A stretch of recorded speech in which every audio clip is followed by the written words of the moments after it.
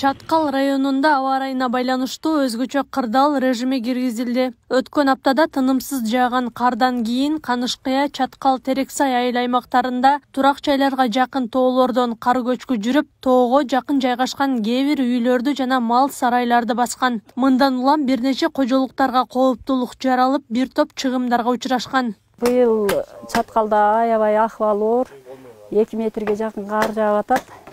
Биз мындай болорун билген эмеспиз. Кече бардык жактын карын ачып, мал салга чөп салып келип, анан бүгүн аз эле кар, эртең менен күрөйбүз десек, ушинтип кырышабыз. Оор кардан кулап калды.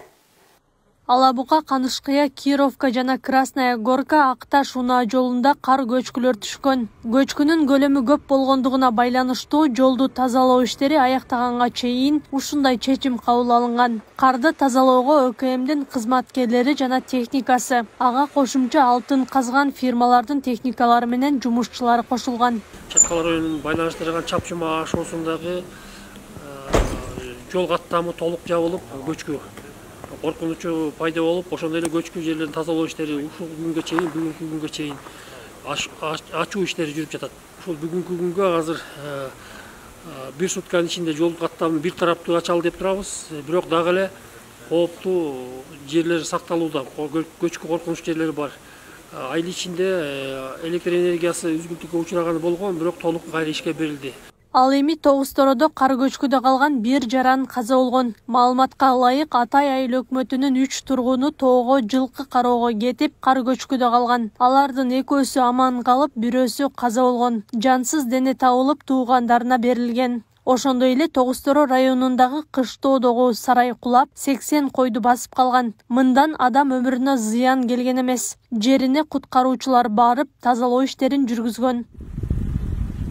Токтогул районунда кар калың жаап, бир турак үйгө кирип кеткен. Мындан жабыркагандар жок. Ал эми Бишкек-Ош автожолунун 231-чакырымы Сары-Бор тилкесинде саат 22:30 чамасында кар көчкү түшкөн. Анын кесепетин жоюу үчүн ÖKM кызматкерлери жана техникалар тартылган. Тазалоо жумушу дээрлик бир суткада аяктап, Бишкек-Ош автожолунда каттам толук кандуу ачылды. Жол ачуу иштери жүргүзгөнгө чейин коомдук коопсуздук кызматы, ошондой жаран коргонуу кызматтары тарабынан жолдордо пункттар орнотулуп, посттор орнотулуп, автоунаалардын жыйылып кетпесин катталган жерде автоунаалар убактылуу чектөө киргизилген.